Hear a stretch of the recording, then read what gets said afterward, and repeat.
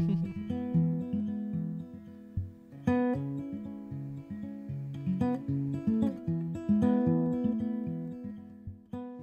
Thomas.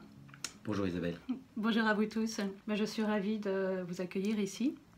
Merci de m'accorder cette interview et merci de me donner ce temps qui est précieux. Avec plaisir. Donc voilà, pour ceux éventuellement qui ne connaîtraient pas encore Thomas Dansembo, peut-être qu'il en existe encore. Thomas, en quelques mots brièvement, d'abord vous êtes belge. Vous avez été avocat pendant 5 ans au bureau de Bruxelles. Au barreau de Bruxelles, oui. Oui. Et vous avez été 10 ans conseiller juridique dans une grande entreprise internationale. Oui. Alors que certains auraient pu se contenter de cette carrière relativement glorieuse, visiblement ça ne vous a pas suffi. Il y a eu un appel, il y a eu quelque chose. Et vous avez eu besoin d'aller vers d'autres populations et d'entamer d'autres démarches. Est-ce que vous pourriez nous parler de cet appel ? Le besoin de contribuer à quelque chose de vraiment utile pour le monde, pour les gens, pour les êtres humains dans leur quotidien. En m'occupant d'enjeux juridiques, j'étais à la surface des vrais problèmes au fond. Je me rendais compte que derrière ça, il y avait souvent beaucoup de souffrance, de perte de sens, de difficulté à exprimer vraiment ce qu'on veut vivre, de choix profonds à faire, et que ça partait en bisbrouille, parfois vraiment en conflit juridique, souvent par manque de clarté. Et j'ai eu envie d'aider les humains à mieux se comprendre, à mieux se connaître, pour se placer au bon endroit. Et petit à petit, c'est comme ça que j'ai changé de vie. Et alors du coup, comment est-ce que vous avez rencontré la communication non violente? Parce qu'il y a beaucoup d'outils aujourd'hui pour décrypter l'humain, pour apprendre à se comprendre et donc à comprendre l'autre.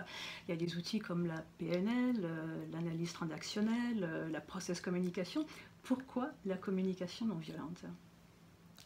C'est arrivé alors que je m'occupais de jeunes de la rue en bénévolat à côté de mon métier de juriste, que j'avais un peu rangé dans la case alimentaire pour trouver du sens à ma vie et faire des choses qui me nourrissaient plus profondément.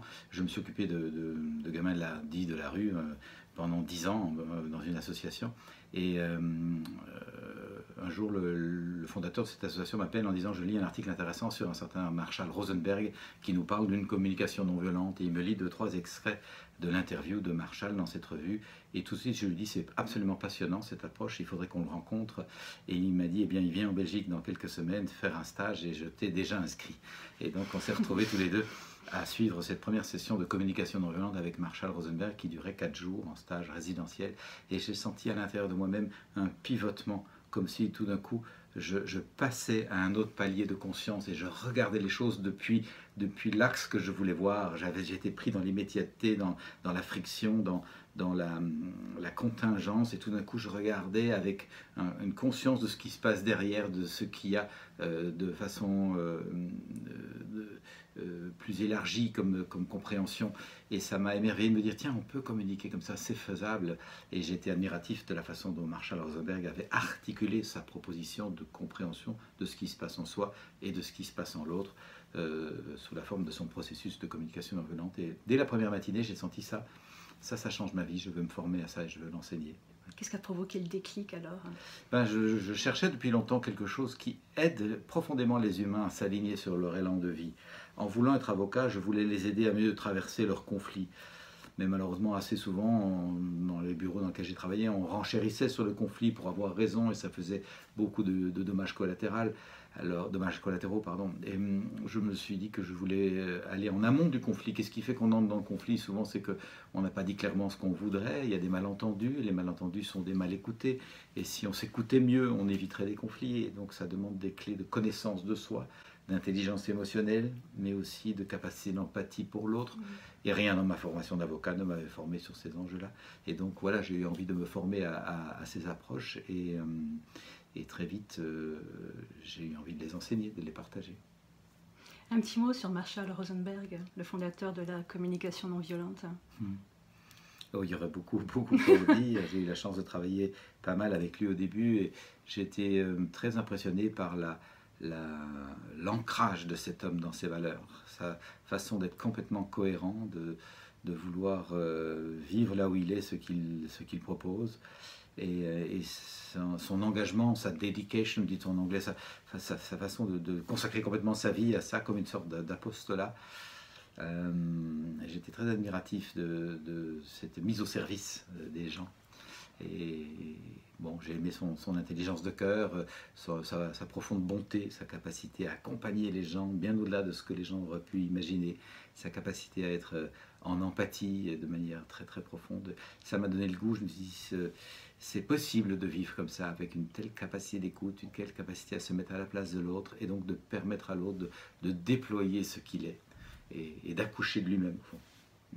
Parce qu'au fond, bien au-delà d'un processus de communication, ce que c'est bien sûr un outil relationnel, c'est vraiment un outil de connaissance de soi et d'éveil de soi. Et ça, beaucoup de gens ne s'en doutent pas. Alors, c'est comme ça que moi je l'enseigne en tout cas. Et donc, en se préoccupant des besoins, de nos besoins. Oui, de nos besoins, derrière nos besoins, comme des poupées russes qui s'empilent ou s'emboîtent plutôt les unes dans les autres jusqu'à notre élan de vie propre. Et c'est là qu'on peut toucher, approcher cette dimension qui est plus de l'ordre spirituel, au sens de l'esprit de notre vie. Quel est l'esprit de notre vie? Quel est le souffle qui passe à travers nous et qui tente de s'exprimer? Et que nous pouvons vraiment laisser passer, laisser se distribuer, laisser fleurir, mais que nous pouvons aussi empêcher et freiner par toutes sortes de mécanismes dans lesquels nous sommes pris la plupart du temps sans nous en rendre compte. Ouais. Et donc la beauté de ce processus est de comprendre ces mécanismes de frein pour ce que j'appelle dans mon travail nos enfermements, qui peuvent se révéler infernaux, nos enfermements dans nos habitudes de fonctionnement. Ouais. Comprendre ça pour petit à petit, il n'y a rien de magique là-dedans, c'est un travail, c'est un processus, c'est un jardinage, petit à petit démanteler ça et laisser l'élan de vie s'émanciper. Le travail est double, il y a à défaire et il y a à ouvrir, il y a à quitter l'enfermement et à entrer dans l'ouverture. Quelles sont les clés qu'on pourrait donner aux gens? Parce qu'effectivement, les gens ont tellement appris à distancier d'eux-mêmes à travers l'éducation. Quelles sont les clés pour se retrouver un petit peu et comprendre qui ils sont, comment ils fonctionnent et devenir qui ils ont envie d'être? C'est beaucoup de questions en une, j'ai bien compris, mais quelques clés. Je nous encourage tous, moi le premier, à être à l'écoute de notre voix intérieure. Je suis convaincu qu'il y a une sagesse au cœur de chacun de nous et que nous sommes, si nous le voulons, bien guidés. Et on appellera cette voix comme on veut, bien sûr. Et toutes les traditions nous en parlent avec des vocabulaires différents, mais de façon très convergente. Alors on peut appeler ça la providence, la grâce, l'esprit, le souffle, Jésus, Allah, Yahvé, peu importe au fond les mots, du moment qu'on se met à l'écoute de cette vie qui est en nous et qui se formule doucement. En tout cas, je peux témoigner que moi, quand j'étais avocat, avec mon idéal d'aider les gens à traverser leurs conflits, je sentais la voix me dire « mais tu n'es pas au bon endroit, souvent tu amplifies le conflit, et puis tu es dans des enjeux de surface, tu ne rencontres pas les problèmes de fond, tu as besoin d'aller beaucoup plus en profondeur ». Et ces petites voix, au début, je ne voulais pas les écouter, puisque je m'étais formé avec mon beau diplôme de droit. Je dis, attends, je vais valoriser mon diplôme quand même. Et je me coinçais dans mes enfermements. Mais cependant, si dans le silence et l'écoute intérieure, j'étais sincère et suffisamment courageux pour accueillir cette voix, elle me disait, change de vie. Et je vois qu'aujourd'hui, beaucoup de gens ressentent des besoins de changement et ont juste besoin d'être accompagnés à faire confiance, à écouter, parce que nos ressources de transformation sont à mes yeux aussi considérables qu'ignorées. Nous les ignorons, mais elles sont d'une puissance incroyable. Et je vois des gens changer de vie ou changer leur façon d'être dans leur vie, parce qu'il ne s'agit pas forcément de quitter un métier pour en faire un autre. Hein. On peut très bien changer sa façon d'être dans le cadre. Le cadre reste le même, mais je change ma façon d'être. Beaucoup de gens ont besoin de transformer, d'oxygéner leur façon d'être en couple. Ils sont dans un cadre, ils tiennent quand même à ce cadre parce qu'ils ont fait ce choix de tel conjoint et ils ont une famille, ils y tiennent. Toutefois, la relation s'est un peu atrophiée là-dedans, un peu anesthésiée. Eh bien, il y a tout à fait moyen de revitaliser ça, de rapporter du souffle pour qu'au sein du cadre, sans changer donc de conjoint, il y ait moyen de retrouver de la vie, du vivant. Et de même dans toutes sortes de fonctions, de travail, il y a moyen de transformer la façon d'être. Alors, on parle beaucoup de communication, notamment communication non violente, donc c'est les mots, l'usage des mots, le vocabulaire. Moi qui enseigne beaucoup également en communication, parfois je me trouve, quand j'interviens dans les lycées, j'ai déjà eu beaucoup de situations où les jeunes me disaient, on faisait un petit exercice de météo intérieure, et je leur demandais, mais comment vous vous sentez? Qu'est-ce que vous ressentez? Mais madame, mais j'ai pas les mots, madame, j'ai pas les mots. Qu'est-ce qu'on peut faire? Comment est-ce qu'on peut aider les gens à enrichir leur vocabulaire pour que déjà ils apprennent à identifier les états qu'ils ont en eux? Enseigner, pratiquer, expérimenter, prodiguer des ateliers de connaissance de soi par la palette des sentiments. C'est clair, comme vous le dites, qu'au début, on a trois mots pour dire comment ça va, et souvent c'est juste ça va, ou ça va pas. C'est d'une brutalité très malheureuse, parce qu'avec ce niveau de discernement-là, ça va ou ça va pas, on a vraiment du mal à aligner sa vie sur ce qu'on aime en le développant de plus en plus dans une joyeuse expansion de soi, et on a beaucoup de mal à démanteler ce qui va pas parce qu'on ne le comprend pas, et à aligner notre vie pour éviter de ne plus de retomber dans des circonstances dont on sait qu'elles nous apportent pas de bien-être. Avec le discernement, ça va pas, ou je me sens bien, je me sens mal, on peut que subir ce qui se passe, en espérant, s'il vous plaît, que ça s'arrange. Et ça limite donc, le champ aussi d'interaction avec l'autre. Ça limite énormément le champ d'interaction avec l'autre, absolument. Donc les relations sont très en surface. Et malheureusement, ça amène très vite le passage à l'acte. Parce que quand je ne sais pas nommer ce qui se passe à l'intérieur, ça m'énerve, ça bouillonne, et finalement, paf, ça pète. Nous avons vraiment un besoin, non seulement personnel, mais sur le plan social, d'apprendre à nommer ce qui se passe là, pour trouver les mots pour le dire d'une manière qui soit constructive, qui interagisse et qui élève la qualité de relation au-delà de ce qui a fait friction, de ce qui a fait tension, qui peut vraiment être vécu de façon féconde. Donc quand je dis enseigner, pratiquer, expérimenter, c'est vraiment développer le champ du vocabulaire de la vie intérieure. Je ne peux pas ne pas ressentir. Il y a à peu près 250 mots pour décrire le ressenti de la journée, dans une simple journée. Ce n'est pas du vocabulaire d'anthologie, ce n'est pas du jargon psy, c'est du jargon de tous les jours que l'on lit volontiers dans les journaux ou dans les romans et qu'on a juste du mal à utiliser pour soi. Si je dis que je peux me sentir déçu, défait, partagé, impuissant, mais aussi joyeux, enchanté, pétillant, c'est pas du jargon, c'est des mots. C'est des mots qui décrivent des états. Et je sais, si je décris avec précision, tiens, ça me parle et j'ai envie de retrouver. Je vais recréer ou m'orienter vers des situations qui recréent ça. Ça ne me parle pas ou ça ne me parle plus, j'ai plus envie de vivre ça et je vais m'arranger pour vivre plus ça. Je peux retrouver du pouvoir parce que je sais nommer. C'est exactement comme si moi je tombe en panne avec ma voiture, je n'ai aucune compétence de mécanique, je peux juste appeler le dépanneur et dire ça va pas. C'est fichu. Mais le garagiste, en principe, il a le vocabulaire. Il va m'expliquer, c'est ceci qui se passe, qui interagit là-dessus, il y a un problème de ça, on va vous remplacer telle pièce. Parce qu'il a développé son vocabulaire de l'enjeu en question, il a un pouvoir d'action. Nous avons absolument besoin de développer le vocabulaire de notre vie intérieure pour avoir un pouvoir d'action. J'aimerais que vous me parliez également de l'autorisation de la demande. La demande... Faire une demande à quelqu'un, demander quelque chose, c'est très mal perçu. On n'est pas supposé le faire. On encombre l'autre, on lui prend son temps, on lui prend son énergie. Donc c'est assez tabou. Et on nous apprend à ne jamais demander. Et donc on s'enferme. Et moi, il y a que récemment que j'ai découvert le pouvoir de la demande et m'autoriser à demander. Et ça, je crois que la communication non violente parle pas mal de ça et nous dit justement, allez-y, parce que c'est une façon de se reconnecter également à l'élan de vie, c'est ça ? En tout cas, de rendre concret nos besoins, nos attentes. Nous pourrions passer une vie désespérée à attendre de la reconnaissance sans rien mettre en place. Ça ne va pas nous rendre heureux. Et ça va faire souvent que l'on va se plaindre et accabler le monde. Donc ça ne va pas rendre les autres heureux non plus. Donc il y a tout bénéfice, tant pour soi que pour les autres, si par exemple on ressent un besoin de reconnaissance, à faire une demande claire. Si c'est au travail de pouvoir dire, à frapper à la porte du patron en disant « Patron, je t'ai remis un beau rapport pour ta réunion, j'aimerais savoir si ça a été utile, pourrais-tu me dire, faire un petit retour, qu'as-tu apprécié, qu'est-ce que j'aurais à corriger, parce que ça m'est utile. » Et je fais des demandes claires. Si j'ai besoin d'un peu de reconnaissance à la maison de la part de mon conjoint, je vais lui dire, tiens, j'ai rempli le frigo, fait les courses, remis les fleurs dans le bouquet, et ça me ferait plaisir de savoir ce que ça te fait. Et je prends mon besoin en main, plutôt que d'attendre que ça vienne et que j'accable l'autre en disant, tu ne me reconnais jamais. L'autre, il n'a peut-être pas vu, il n'a pas prêté attention.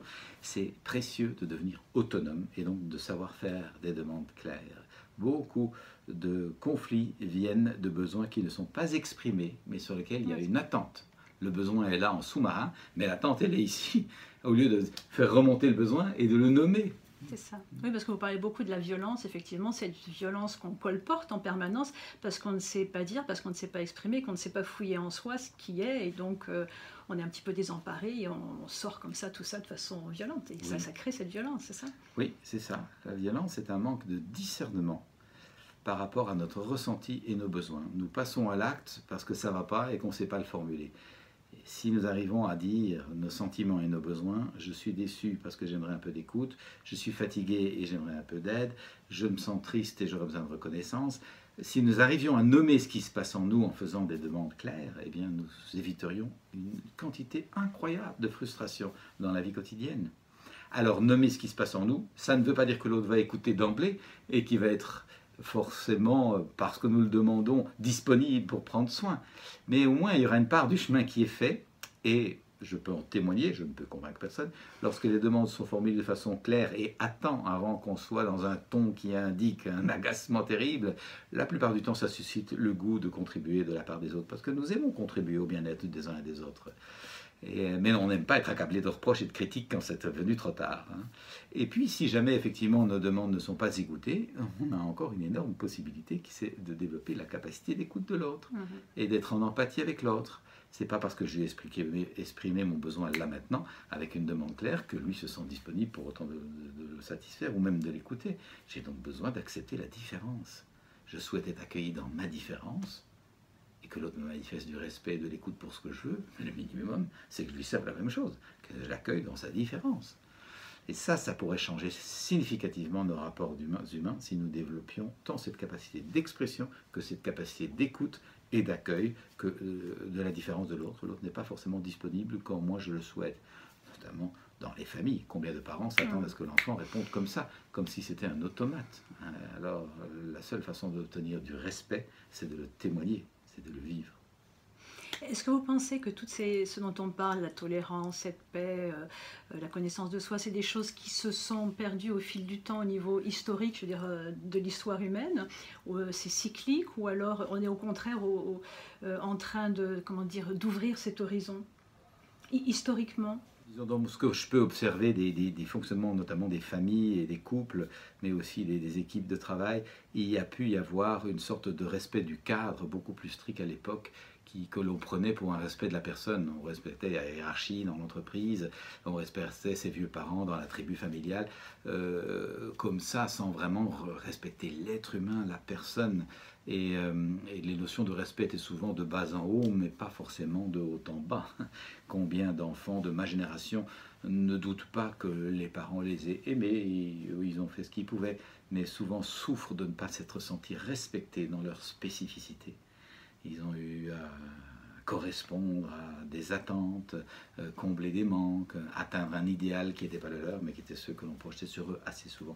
Et donc je pense que des notions comme le respect sont en train d'évoluer en bien. Le vrai respect, c'est l'acceptation que l'autre est autre. Et ça commence un peu, je crois, à entrer dans nos habitudes. Donc je crois qu'il y a pu y avoir des formes de respect assez différentes au cours du temps, et que la relation vraie, profonde, elle est plutôt devant nous que derrière nous. Même si aujourd'hui, et ce sera peut-être un accélérateur, je l'espère, à travers la rapidité avec laquelle on communique avec les technologies d'aujourd'hui, on loupe le lien. On échange beaucoup d'infos, mais on se rencontre peu. Et je pense que ça va aller jusqu'au point que l'on va souffrir de ça et vouloir recréer du lien. En tout cas, je vois aujourd'hui des jeunes gens, j'en ai parmi les amis de mes enfants, qui ne veulent pratiquement pas d'utiliser ces tablettes parce qu'ils veulent des rapports vrais.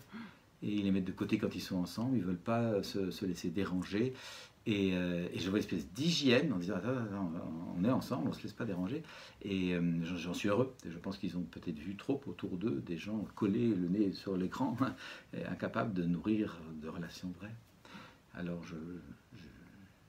je suis optimiste par nature, donc j'ai l'impression qu'on va vers des relations plus profondes. Vous êtes optimiste par choix? Optimiste par choix, c'est plutôt par nature profonde. J'ai l'impression que l'être humain a connu toutes sortes de rebondissements et que voilà, c'est des lieux communs que je vous balance là, mais qu'il y a une capacité à traverser ça. J'ai beaucoup observé aussi le fait que des gens qui se croyaient au bout du rouleau, épuisés, dans une voie de garage, s'ils ont accepté de se transformer un peu, tout d'un coup retrouvent une expansion. Et donc c'est à force de côtoyer ce potentiel que je me dis, collectivement, on est un peu dans une voie de garage, on est un peu dans un cul-de-sac dans notre société de consommation et d'hypermatérialisme. J'ai quand même confiance qu'on va pouvoir dépasser ça, et sortir du cul-de-sac et retrouver vivre ensemble joyeux et fécond. C'est des beaux mots, ça. Justement, Thomas, je voulais vous faire réagir pour terminer cet entretien sur 3 mots, spontanément comme ça. Thomas ne connaît pas encore les mots que je vais lui livrer. Simplement pour réagir, le mot « merci ». Qu'est-ce qu'il évoque? Qu'est-ce qu'il réveille chez vous? C'est sûrement un des plus beaux mots du vocabulaire. La gratitude, la reconnaissance, l'attention, le fait de louanger ce qui va bien est une clé de fonctionnement, non seulement pour soi personnellement, mais de la relation. C'est vraiment la vitamine de la relation. Le mot merci et le sentiment de gratitude qu'il y a derrière, c'est tout sauf bisounours.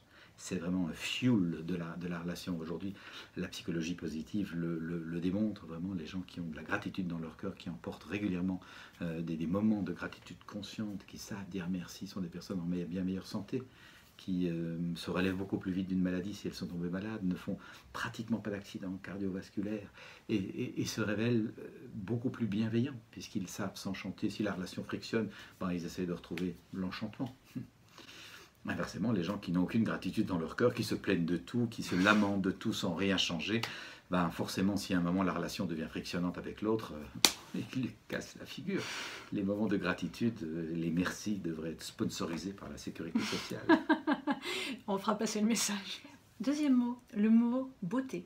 Qu'est-ce que ça évoque chez vous? Dis donc, c'est aussi essentiel que la gratitude pour moi. C'est l'essence de la vie, de pouvoir arriver à goûter la beauté de la vie, de nouveau sans angélisme, à travers toutes ces formes. Et j'ai la conviction qu'il y a infiniment plus de beauté que de laideur. La nature est belle, la nature est splendide. Il n'y a pas une fleur qui ne cherche à s'épanouir avec grâce, il n'y a pas un chevreuil dans la forêt qui n'essaye de galoper avec élégance, il n'y a pas un lapin qui ne soit tout gracieux dans son mouvement. J'ai eu la chance de grandir proche de la nature, dans une très belle forêt, avec un père forestier, proximité très forte avec la terre, et de m'être rendu compte très vite combien la terre était belle, magnifique, les nuits sont superbes, le vent dans les arbres est un enchantement. Voilà, nous sommes dans la beauté. C'est pas la nature qui a amené la laideur, c'est l'homme. Alors, ça ne veut pas dire que dans la nature, il n'y a pas des choses violentes qui se passent, bien sûr, mais elles sont dans un ordonnancement des choses. On ne crée pas de la laideur, mais l'homme s'est créé de la laideur, s'est inventé de la laideur. Et ça, il y a quelque chose qui s'est passé dans son esprit, où il s'est déconnecté de la beauté du monde. Et donc, se reconnecter à la beauté du monde, se réenchanter de la beauté, s'enchanter de musique, s'enchanter de poésie, s'enchanter de belles couleurs, de paysages, c'est vraiment nourrir en soi de nouveau l'essence de notre être, et c'est contagieux. Si nous aimons la beauté, nous aimons que les rapports humains soient beaux, nous aimons que l'attention pour l'autre soit belle, nous aimons que notre façon de vivre en société soit sujet à enchantement, et nous portons ça avec nous, en tout cas nous tentons de le faire. Donc c'est un mot extrêmement précieux, c'est un beau phare. Troisième mot, là aussi un joli mot, je pense, le mot amour. Vous n'avez pas choisi les plus neutres. Qu'est-ce qu'il évoque? Et je vais vous répondre des choses que tout le monde sait, et pas, que tout le monde ne vit pas forcément, mais c'est le sens même de la vie que de découvrir ce qu'est l'amour. Ce n'est pas une parole de théoricien dans son ermitage, c'est vraiment ce que je vois dans l'accompagnement des personnes depuis bientôt 25 ans, que c'est ça que nous cherchons. Nous cherchons à vivre l'amour, à sentir tout l'amour qui est en nous et à le déployer joyeusement et à sentir qu'il peut se distribuer. Tant d'êtres souffrent parce qu'ils sentent un potentiel d'amour qu'ils ne savent pas où donner, ils ont peur. Si je le donne par là, on va me le reprocher par ici, mais si je le donne par là, je vais le perdre. Et donc ils sont là pleins d'amour, de sachant le donner, et c'est vraiment précieux d'apprendre à donner tout l'amour qu'il y a en soi. Mais aussi tant d'êtres souffrent de ne pas sentir l'amour. Or que l'amour est partout, on parlait de la beauté ou de la gratitude. Si nous disons merci, nous recevons tout l'amour du monde. Si nous regardons la beauté d'un coucher de soleil ou nous enchantons du chant d'un oiseau, nous nous nourrissons d'amour, et il s'agit de ne pas être distrait et de capter ça pour que notre cœur soit souple et puisse à la fois donner et recevoir. En tout cas, vous savez, j'ai côtoyé des gens extrêmement modestes qui avaient découvert que c'était l'amour qui rendait sens à leur vie, et ils étaient dans une joie, dans un sourire extraordinaire. Voilà, de nouveau, c'est un peu bateau de dire ça, mais de l'autre côté, je côtoie des gens extrêmement fortunés, mais qui ne trouvent pas l'amour et qui cherchent dans les plaisirs un ersatz. Et malheureusement, ils sont toujours en train de surfer avec la dépression, parce que c'est pas ça qui nous apporte. Ça, je ne décris pas du tout l'aisance matérielle et le fait de profiter des plaisirs de la vie. Je ne décris pas du tout ça. Ce que je vous invite à voir, c'est ne nous trompons pas de tressaillement. Le tressaillement de l'amour est celui qui nous comble et qui nous rend le plus généreux de nous-mêmes. Et je pense qu'aujourd'hui, les êtres humains ont besoin de trouver cette mine qui est en nous, cette source de générosité et qu'ils peuvent apprendre à goûter d'abord pour eux, mais aussi à partager. C'est une ressource qui se multiplie en se partageant. Merci. Est-ce que vous souhaiteriez ajouter quelque chose avant que nous terminions cet entretien? De la gratitude, de me permettre de partager aux personnes qui vous suivent dans vos conférences, dans vos interviews, de beaucoup de gratitude pour les personnes qui écoutent également et qui s'intéressent à ces approches et qui elles-mêmes peuvent, par leur propre talent, leur propre personnalité, diffuser, par leur façon d'être aussi, diffuser ces approches. Je me réjouis de sentir qu'aujourd'hui, beaucoup de monde veut trouver un sens personnel et vivant à sa vie, pas une photocopie, pas un copier-coller, pas quelque chose qu'on a téléchargé dans un beau livre et qu'on croit que ce serait bien par là, mais quelque chose que l'on ressent profondément. Et pour ça, les gens se nourrissent à gauche et à droite pour sentir ça me parle, ça me parle, ça me parle, et petit à petit faire son propre axe là où le souffle peut vraiment passer. Je pense qu'il y a 1000 façons d'être au monde et moi je vous suis reconnaissant de faire connaître toutes sortes d'approches qui peuvent aider les gens. Merci. Merci beaucoup Thomas. Merci. Avec plaisir Isabelle. Merci. Merci à vous. Et pour ceux qui n'auraient pas encore lu les ouvrages de Thomas, vraiment je vous encourage à aller les lire. Évidemment, notamment le premier. Cessez d'être gentil, soyez vrai. Il y a également du je au nous. L'intériorité citoyenne, oui. Voilà. Le meilleur de soi au service de tous. Je pense que c'est une aspiration profonde, sentir qu'on peut découvrir le meilleur de soi et que ça peut servir à tout le monde. Voilà. Et puis le dernier ouvrage, La paix, ça s'apprend. Oui. Guérir de la violence et du terrorisme, donc d'actualité. Oui, la paix s'apprend comme les maths ou le vélo. Pour toutes ces choses-là, on est habitué à faire des apprentissages et la paix, c'est du même ordre. Voilà. Et je vous encourage également à aller aux conférences de Thomas d'Ansembourg qui ont lieu dans beaucoup de pays francophones, la France, la Belgique, Suisse, au Canada aussi, je pense, vous déplacez. Plus rarement, quand un livre sort, mon éditeur principal est au Québec, et donc quand un livre sort, je serai au Canada. Voilà. Merci Thomas. Avec plaisir. Merci beaucoup. Merci. Au revoir.